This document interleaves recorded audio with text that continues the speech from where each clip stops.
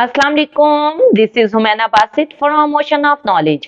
तो आज हम कर रहे हैं मैथ 8 की एक्सरसाइज 2.4 का क्वेश्चन नंबर 2, जो कि है find the square root of the following fractions by division method. Question number 2 के टोटल 5 पार्ट दिए हुए हैं। हर पार्ट का हमने स्क्वायर रूट लेना है। कौन से मेथड से? बाय डिवीजन मेथड से। तो हम चलते हैं सॉल्यूशन की तरफ। तो देखें, फर्स्ट पार्ट दिया हुआ है, हमने स्क्वायर रूट लेना है 144 ओवर 225 का। तो स्क्वायर रूट लेने के लिए इस तरह का निशान लगाना पड़ता है 144 ओवर 225। 144 के साथ अलग से स्क्वायर रूट ले लिया और 225 के साथ अलग से स्क्वायर रूट ले लिया। अब हमने डिवीजन मेथड से स्क्वायर रूट लेना है। तो 144 जो दिया हुआ है उसको अलग से हमने डिवाइड वाली शक्ल में लिख दिया, यानी कि इस तरह का निशान लगा के 144 को अंदर लिख लिया और 225 को अलग हमने अंदर लिख लिया। आमतौर पे जब डिवाइड करते हैं तो यहाँ वैल्यू हमें जो होती है, एक बाहर वैल्यू होती है, उसको हम किसी वैल्यू से मल्टीप्लाई करके वैल्यू बनाते हैं। लेकिन क्योंकि हमारे पास यहाँ सिर्फ 144 दिया हुआ है, अब यहाँ भी हमने वैल्यू खुद बनानी है और यहाँ भी वैल्यू खुद बनानी है। तो देखें 144 है, तो 44 को भी छोड़ दें, सिर्फ पहली वैल्यू को देखें 1 को। अब हमने 1 बनाना है। अब यहाँ और यहाँ हमने वैल्यू खुद बनानी है, लेकिन शर्त यह है कि यहाँ जो हमने वैल्यू बनानी है वो सेम होनी चाहिए। देखिए यहाँ 1 लिखा है तो यहाँ भी 1 होगा। अगर यहाँ 2 लिखेंगे तो यहाँ भी 2 होगा। यहाँ 3 लिखेंगे तो यहाँ भी 3 होगा। लेकिन क्योंकि हमने वैल्यू ही 1 बनानी थी तो इसलिए यहाँ 1 लिखा और यहाँ भी 1 लिखा, ताकि 1 को 1 से मल्टीप्लाई करो तो आंसर 1 आ जाए। तो 1 आ गया, 1 माइनस 1 कट गया, बाकी 44 नीचे आ गया। अब ये 1 यहाँ खड़ा हो गया, ये 1 खड़ा हो गया। अभी 2 हमने नहीं लिखा, अभी 2 को ना देखें। अब जब ये 1 नीचे उतरेगा, ये 1 नीचे उतरेगा, इसको 2 से मल्टीप्लाई कर देंगे। कोई भी वैल्यू होती, अगर यहाँ 2 होता तब, अगर यहाँ 2 होता तो ऊपर भी 2 होता, तो 2 2 यहाँ 4 आता। लेकिन यहाँ हमने 1 बनाना था, इसलिए 1 को 1 से किया है। अगर यहाँ 2 होता तो 2 को भी 2 से मल्टीप्लाई करते और यहाँ 4 आ जाता। लेकिन यहाँ क्योंकि 1 है तो 1 को 2 से मल्टीप्लाई करेंगे तो यहाँ 2 आ जाएगा। अब 2 यहाँ मौजूद है। अब फिर से वही काम जो पहले हमने किया है, यहाँ कोई ऐसी वैल्यू लगानी है जो यहाँ भी लगाएं और यहाँ भी लगाएं। ये दोनों वैल्यू सेम होनी चाहिए। तो अब हमने 44 बनाना था। 44 बनाना था या 44 से कम, जैसे डिवाइड करने का तरीका होता है। अब यहाँ 2 पहले से मौजूद है, ये वाला 2 जो 1 को 2 से मल्टीप्लाई किया, ये 2 पहले से मौजूद है। अब यहाँ कोई ऐसी वैल्यू लेनी है जो यहाँ भी लें और यहाँ भी लें। अब जब यहाँ 2 लिया तो यहाँ भी 2 ले लिया। अब 22 को 2 से मल्टीप्लाई करें तो 44 आ जाता है। तो 44 माइनस 44 0 आ गया। इसका मतलब है हमारा परफेक्ट स्क्वायर निकल आया। 144 का जो परफेक्ट स्क्वायर है वो 12 है, यानी कि 12 को 12 से मल्टीप्लाई करो तो 144 ही बनता है। इसी तरह नीचे 225 है, 225 आ गया। पहले 25 को ना देखें, सिर्फ 2 वैल्यू को देखें, यानी अब हमने 2 बनाना है। अब यहाँ अगर 2 लिखते, यहाँ भी 2 लिखते तो 2 2 4 आ जाता, तो 4 2 से बड़ी वैल्यू है। हमने क्या करना है, जैसे डिवाइड करते हैं 2 बनाना है या 2 से कम। तो इसलिए हमने 1 यहाँ मल्टीप्लाई किया, 1 को 1 से मल्टीप्लाई किया, क्योंकि जो वैल्यू यहाँ लिखनी थी वही वैल्यू यहाँ भी लिखनी थी।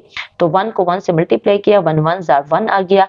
2 माइनस 1 हमारे पास यहाँ 1 आ गया और 25 को भी हमने नीचे उतार लिया। अब 125 हो गया। अब यहाँ 1 है, 1 को जब नीचे उतारेंगे 2 से मल्टीप्लाई करते हैं तो 1 2 क्या आ गया, 2 आ गया।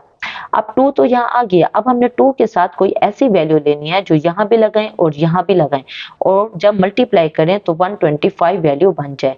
तो यहाँ हमने 5 लिखा, 1 लिखते तो यहाँ भी 1 लिखते, 21 1 21 आ जाता। हमने क्या बनाना है, 125।